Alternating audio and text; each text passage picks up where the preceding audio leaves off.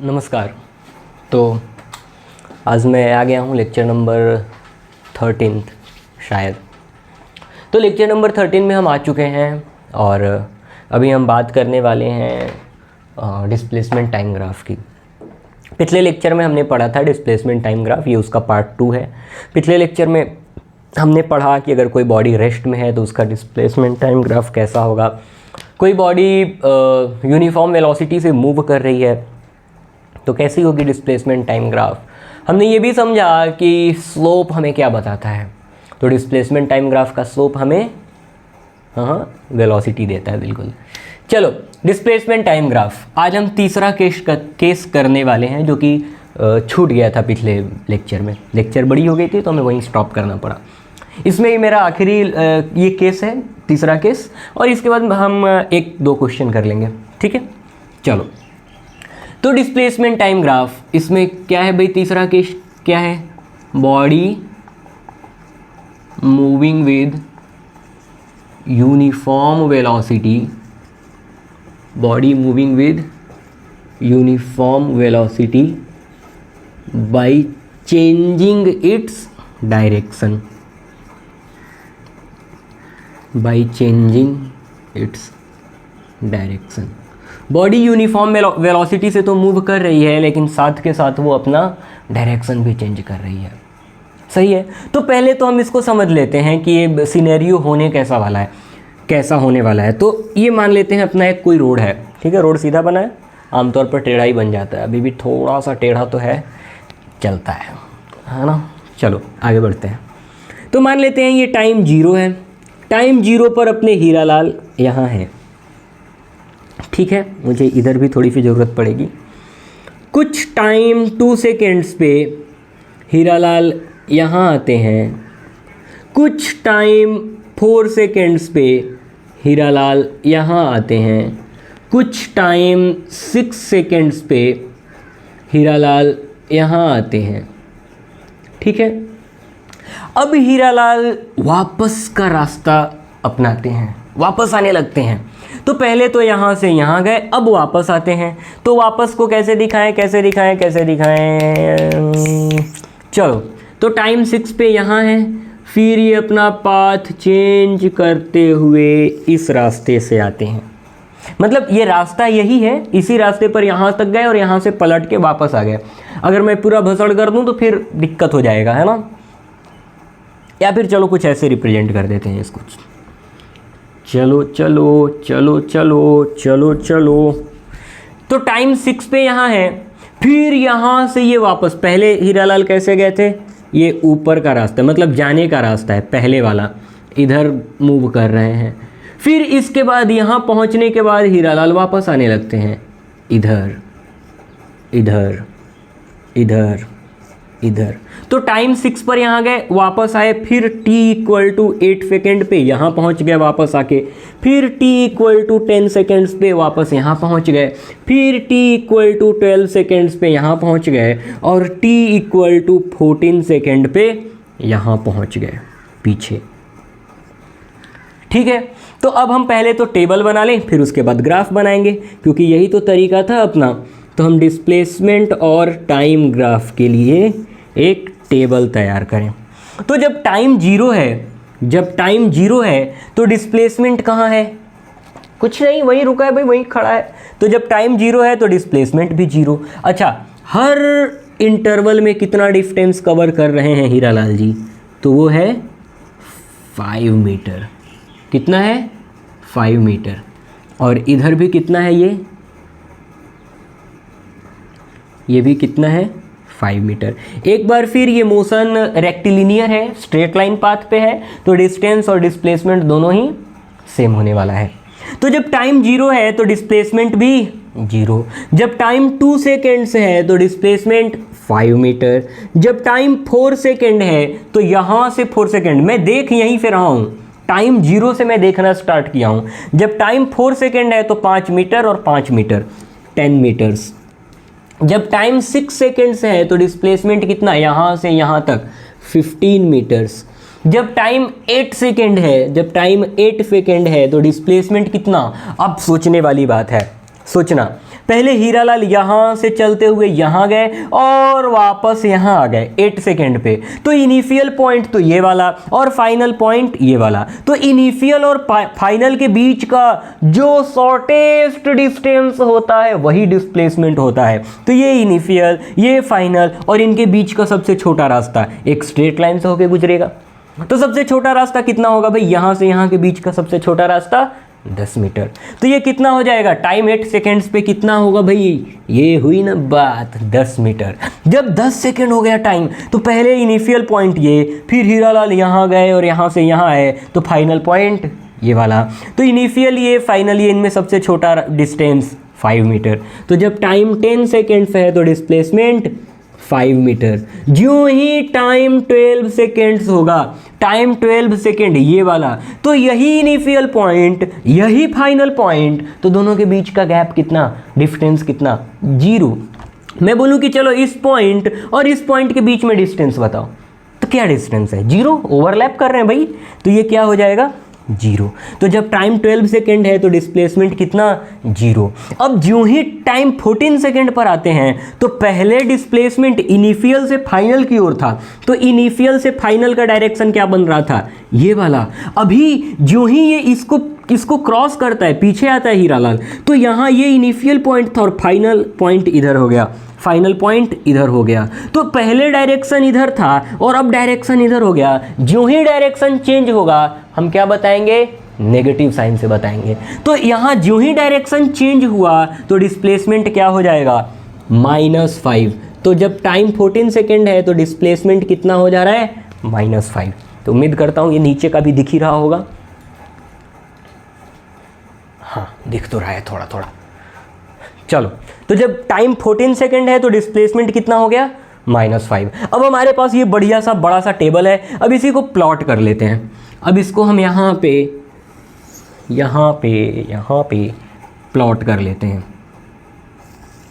बहुत अच्छा है, बहुत इंपॉर्टेंट है, मज़ेदार है, बस आपको समझना है डिस्प्लेसमेंट का कॉन्सेप्ट।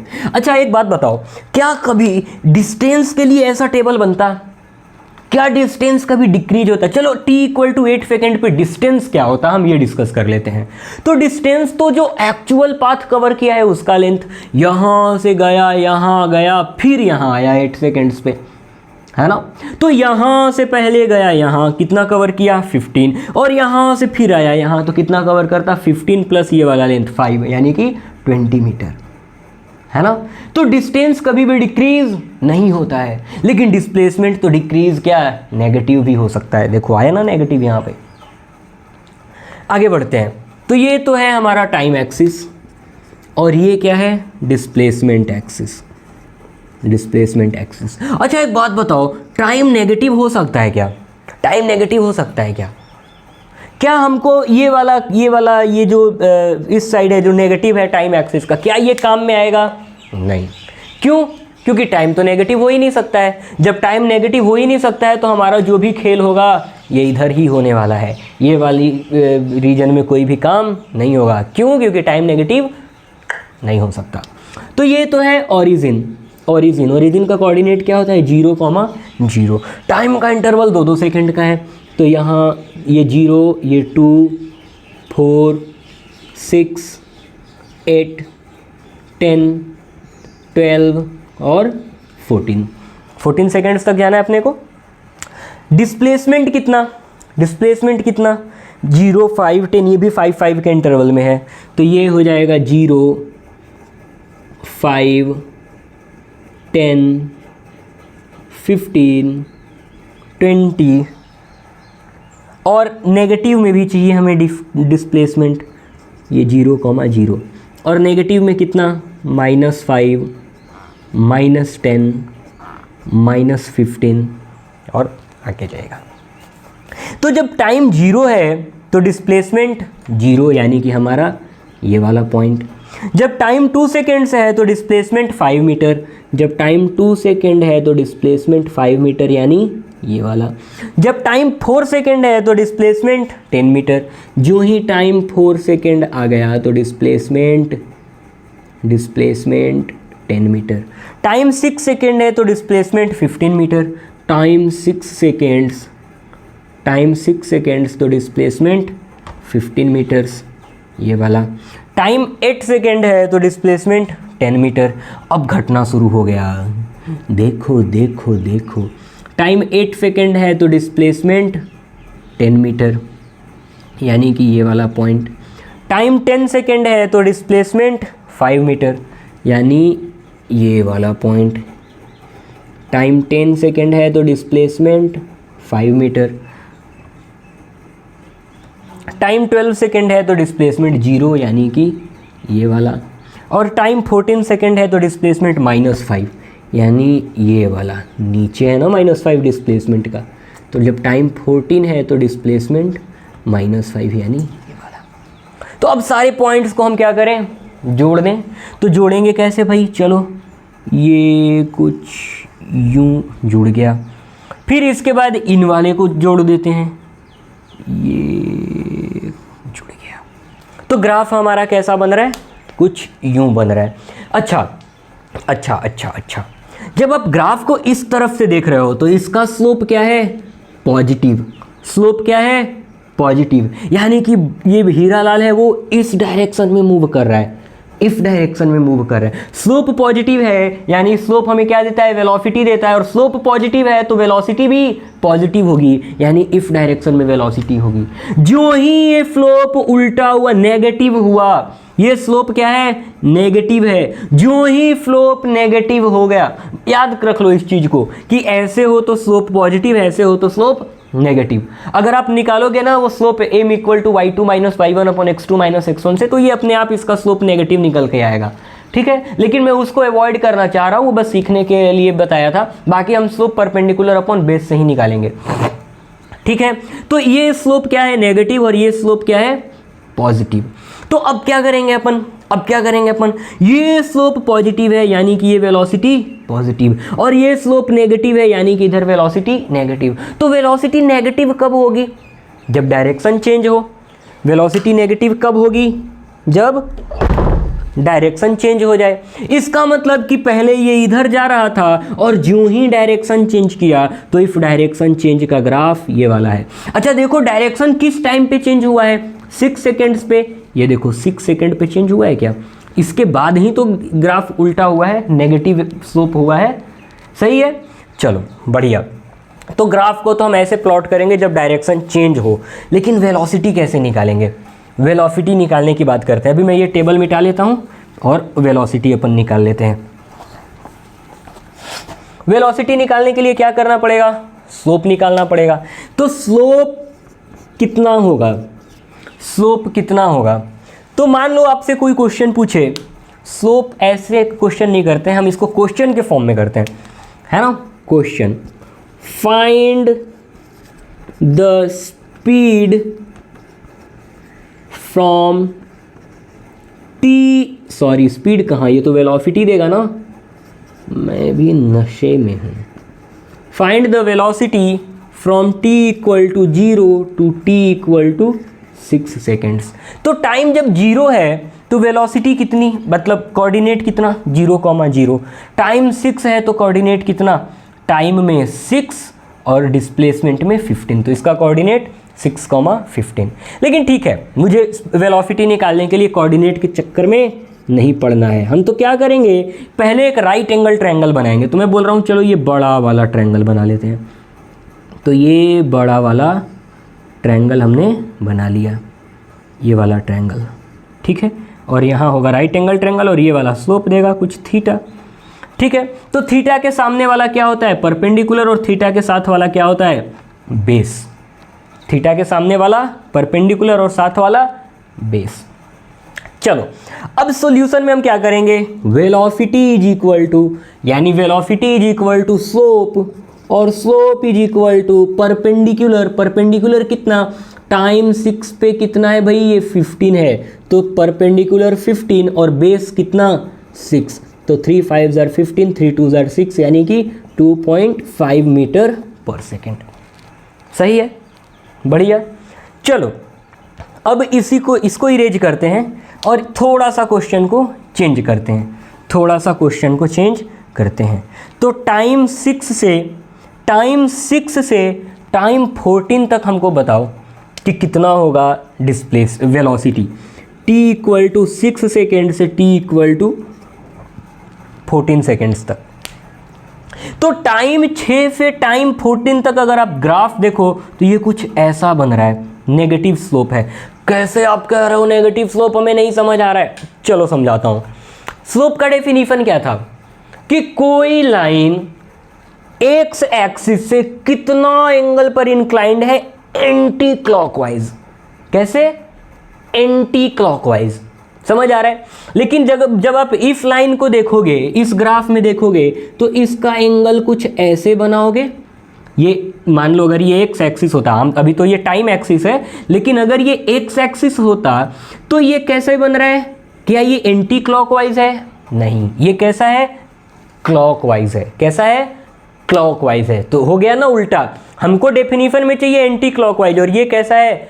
क्लॉकवाइज। अगर आप इधर पे देखोगे कि नहीं, ये वाला एंगल देखो बनाना एंटी क्लॉकवाइज, तो अभी ये एंगल 90 डिग्री पे ज़्यादा है, ये वाला एंगल 90 डिग्री पे ज़्यादा है, और इस एंगल का आप टेंजेंट निकालोगे ना, tan थीटा, तो वो नेगेटिव आता है ना। तो अभी ये सब नहीं समझना है, ये सब 10th क्लास में या फिर 11th में अगर मैथमेटिक्स पढ़ोगे तो वहाँ समझोगे।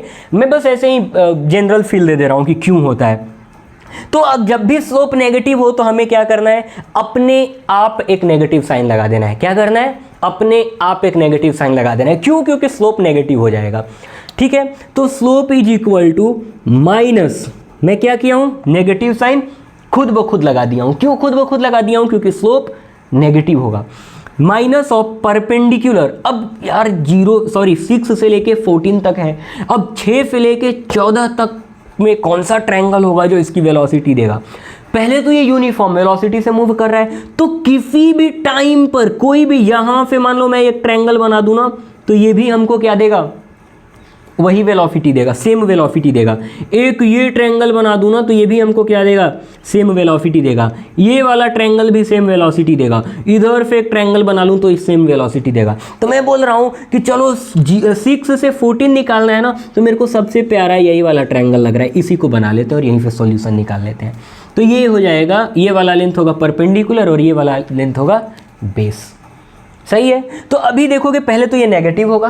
क्यों? क्योंकि ये इंक्लिनेशन नेगेटिव है, स्लोप नेगेटिव है। तो इसका परपेंडिकुलर ये वाला होगा, ये परपेंडिकुलर। अब ये परपेंडिकुलर, ये वाला लेंथ कितना है? 15, तो माइनस ऑफ 15 डिवाइडेड बाई यहाँ से यहाँ तक का लेंथ, क्योंकि इस ट्रायंगल का बेस ये वाला है, ये वाला, और 6 से 12 तक इसका बेस है, यानी कि 6 इसका लेंथ होगा, 6 यूनिट्स। तो ये फिर से कितना आ गया? वेलोसिटी या फिर slope is equal to minus of 5/2, यानी कि माइनस 2.5 मीटर पर सेकेंड। सही है। तो उम्मीद करता हूँ कि आपको ये समझ आया होगा। आप स्लोप से वेलोसिटी वगैरह निकालना सीख लिए होंगे। बाकी हम इस पर एक और लेक्चर लेकर आएंगे, एक और लेक्चर नहीं, एक पहले पूरा ग्राफ ख़त्म कर लें, फिर उसके बाद मैं एक सीरीज़ लेकर आऊँगा, सीरीज़ नहीं, 1-2 लेक्चर मैक्स टू मैक्स लेकर आऊँगा, जिसमें हम ग्राफ के ढेर सारे प्रॉब्लम्स करेंगे। ठीक है, तो आज के लिए इतना ही। आपने मुझे सुना, आपका बहुत बहुत आभार। मिलते हैं अगले क्लास में। धन्यवाद।